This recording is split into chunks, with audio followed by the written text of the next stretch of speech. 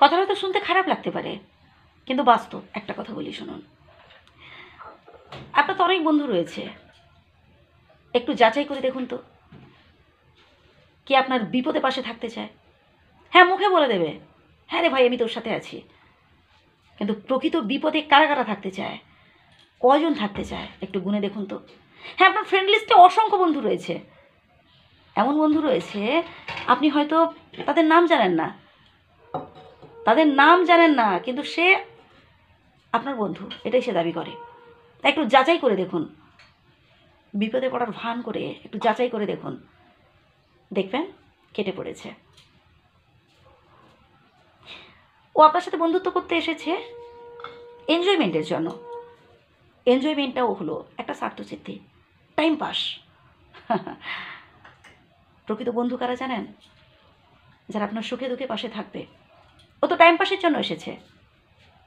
Time pass করা বন্ধু আর বিপদে সাহায্য করা বন্ধু অনেক পার্থক্য আছে বস, অনেক ফারাক আছে। হ্যাঁ, আমাদেরও উচিত বন্ধুদের সাহায্য করা, ঠিক তেমনি আমরাও তো আশা করব। তাহলে ভাই এত বন্ধু রেখে লাভ কি? আপনি যে এত টাকা পয়সা খরচা করছেন তাদের পেছনে, কি এত তাদের পেছনে সময় নষ্ট করছেন, একটু ভেবে দেখুন। সেই সময়টা, সেই টাকা পয়সা যদি আপনি আপনার পরিবারের পেছনে খরচা করেন, তাতে অনেক লাভ হবে। আপনার ভাই বোন, আপনার বাবা মা, তারা আপনার পাশে থাকবে। ওইসব বন্ধুরা কিন্তু নয়, ওরা দুদিনের জন্য এসেছে আপনার সাথে, জাস্ট এনজয়মেন্টের জন্য, ফুর্তির জন্য। আপনার পকেটে টাকা নেই তো কেটে পড়েছে।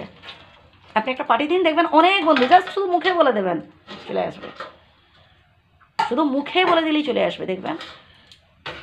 কিন্তু যখন বাড়িতে কোনো বিপদ হবে, কেউ মারা গেলে, কিংবা যখন এমন কোনো একটা ভয়ানক বিপদ, কোনো অ্যাক্সিডেন্টে, দেখবেন বন্ধু পাবেন না এমন কিন্তু নয়, পাবেন, সংখ্যাটা না খুবই কম হবে।